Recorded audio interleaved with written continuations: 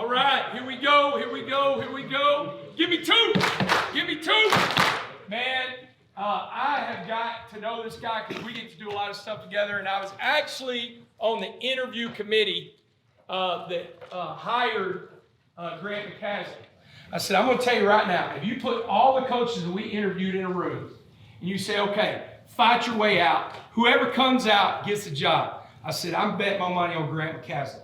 He wants this job because it's a great job, but he wants this job because he wants to make it better, but he wants to do it in Lubbock, Texas. I said, he is a Red Raider, man. All right, Coach McCaslin, let's give it up. I haven't slept much knowing that I'm going to come in here and talk to you because I love this. I love what you do, and I actually envy you. The Bible says don't envy people. I envy you because in our sports that we play, it replicates life in the greatest of ways.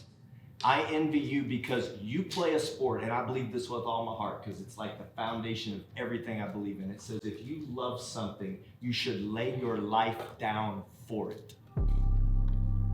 Because the bare fundamentals of this, you have to do the work, and we got the right coaching staff. We'll have the right plan. It'll be all that stuff. Everybody hear me on this. It'll be all this stuff. It will be, can we actually literally live? How do we lay our life down for each other? It just takes everybody. Y'all know that, right? People want to make it about one person. It ain't about one. It never is. That's why I love him. That's why I'm telling you I love you, Jordan McGuire. Because it's never about you, man. You always make it about other people. You always make it about us. Except for when you said you better come up here and do a good job. That I don't like too much. But this is the truth about us, man. You get in these wars, and it does take everybody. That's why the brother component is so important. It is the only way. You can't make it about you, whether it's good or it's bad. You hear this? We aren't meant to be praised. It's why I envy you more, and I love your sport. We're on the same team, so I just believe in you. I honestly believe we're going to win the whole thing. I don't need anybody to tell me this. It's that you get to actually lay your life down for each other in a real way. And do you really, honestly want to do it when it gets the most difficult? You will not know until you get put in the worst spot. Then you decide. It's not about me in the front. It's not about me hiding in the back. It's about let's do this thing together because we all know, we know. If you've competed, you know who really wants it and who doesn't. I just get a different feel, man. When I told him like the foundation of this thing feels real. Put your feet into it, you know? Like when I look at you, I go like, these dudes really want the difficult. They aren't just sitting here thinking it's gonna happen. They're gonna legit go like, make it happen. So that's why I love being in here. I'm so thankful. I love you guys.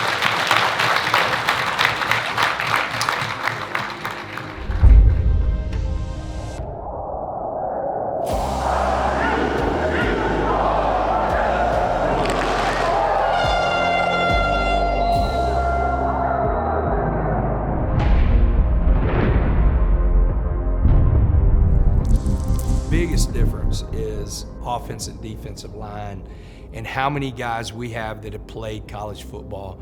I think on the offensive line, we have 9 guys that have started games in college football. On the defensive line, the outside linebackers and the interiors, that might be pushing 15. You're 3 deep at every position. So that right there, if you're saying 3 deep, that's 12 guys that have played. And a majority of them have started in college football, but you got a couple other guys in there that have played also that you could say, hey man, we're 4 deep at this position. You know, it's gonna make a big difference. When you're that deep up front and you can play that many people that have game experience, it's gonna make a big difference. I would argue that we're as deep as this place has been, in a long time at a lot of key positions. We could play 8 or 9 offensive linemen, put those guys in the game and you feel really, really good about that. I think we're 3 deep right now at quarterback of guys I think you can win games with. And our tight end room is deep, our receiver room, you can roll guys in. So I feel really good about the competitive depth that we have, overall in offense. Our depth chart this year is one that I'm excited about. The guys that we get a chance to work with in the defensive locker room every day and out there there on the grass, on the football field, it can't help but motivate you as a coach to do the very best that we can do for our players to give them the best opportunity to take full advantage of their skill sets.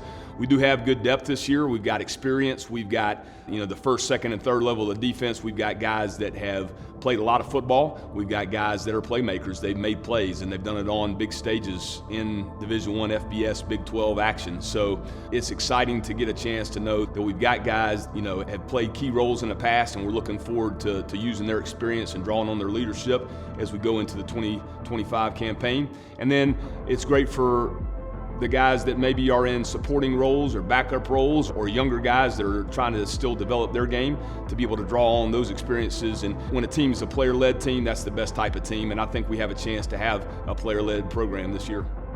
Coach McGuire's done a good job. Our staff, the importance every day we come in here, the attention to detail with these guys, unbelievable. Every day there's something new that I learn from guys that, obviously I didn't know, I didn't grow up coaching with, but every day these coaches come in here, and then on top of that, they relate to these players. They're just unbelievable, dude. Their attention to detail every day that I've been here has been pretty impressive. I think everyone's definitely ready to go. We got fresh cut watermelon right outside. Woo! Right, he's got a farm, and it's really good. So y'all grab some of that as you're going in. So go out that way, grab it, and go. I'm a big picture right here.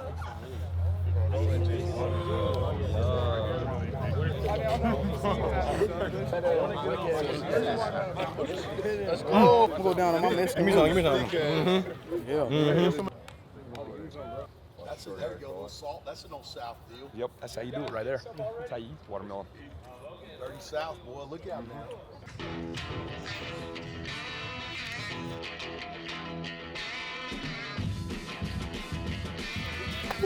Oh, see that? Bang!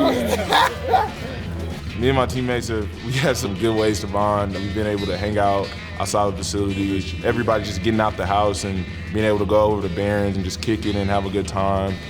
We've had a breakfast every morning, and we go out to somewhere in Lubbock as a group of guys. Everybody's at different spots, and we've been able to go out there and eat breakfast and just chat and get to know each other. So that's been really cool and really important, and I really enjoyed that, and I feel like it made us closer.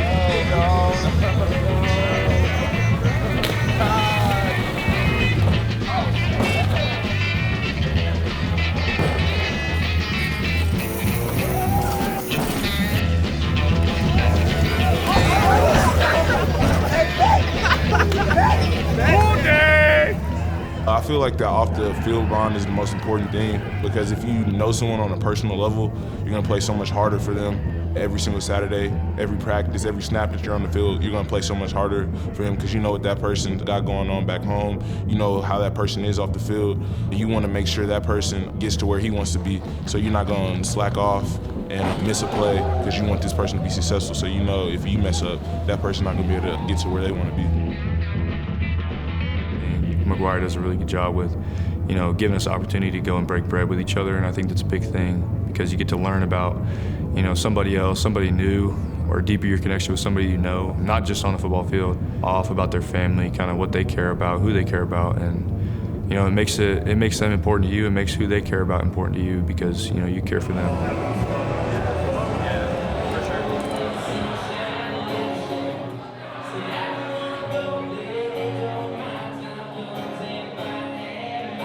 That they have for each other and the care that they have. I think that's really important, man. I think good teams have to care about each other and, have to have that singleness of purpose.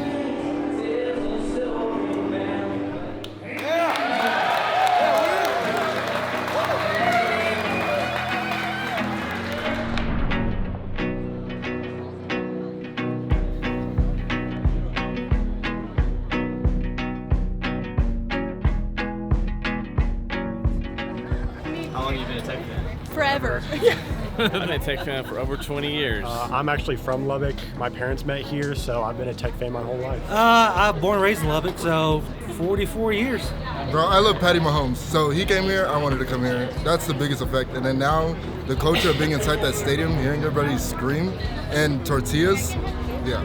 Of course, it was a done deal. Just like something to look forward to on the weekends, to like go and just have fun with my family and just everything I got. Probably the mascots, cheerleaders. Traditions.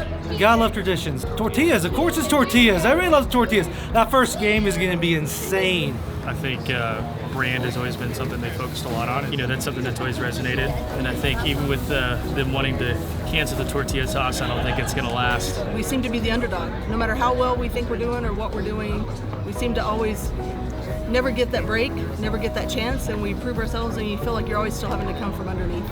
The fight. Oh, it's in the people, West Texas. Yeah. I think it's definitely in the culture around here, with it being primarily agriculture. So there's a lot of good people around here, and I think that's what everybody says when they come here. Like, people are so good, and then just hard work, right? Keeping that hard work mentality, and just even with the new pump jack stuff, like keeping that going and really making a lot of brand symbols. So that's what Tech does really well, is they hold on to those brand symbols really well, and makes everybody follow that. And I think that makes a big difference in, you know, building that culture and where everybody kind of follows. Taking the next step forward. Just seeing how we look, not just this year, next year. You know, retain some players, some younger guys, you know, step up. And, you know, have a long-term good team.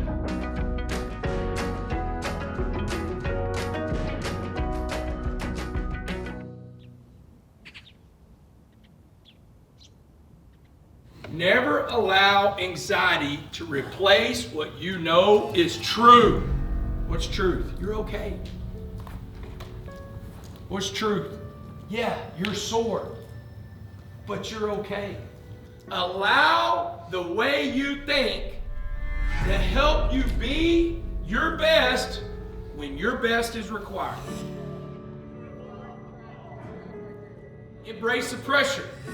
Okay, embrace the pressure. Guess what? You might as well, because it's going to be there anyway. When you're trying to perform at the level that you're trying to perform at, it's not easy, Mo. So you might as well just embrace it. Because the bigger the game, the bigger it's going to be. The bigger the moment, you might feel it even more. So embrace it. Just understand that that's going to be a part of it. Enjoy it. AJ Holmes.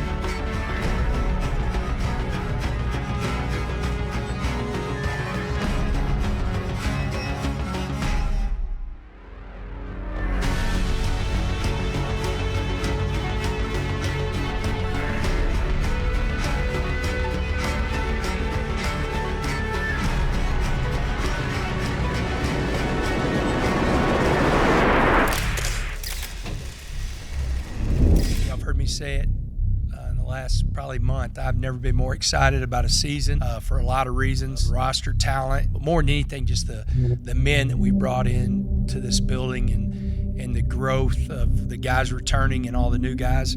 You know, Red Raider Nation has not disappointed. You know, the best place in the country to watch a football game is Jones AT&T, and being a part of it. And so can't wait to see everybody Saturday.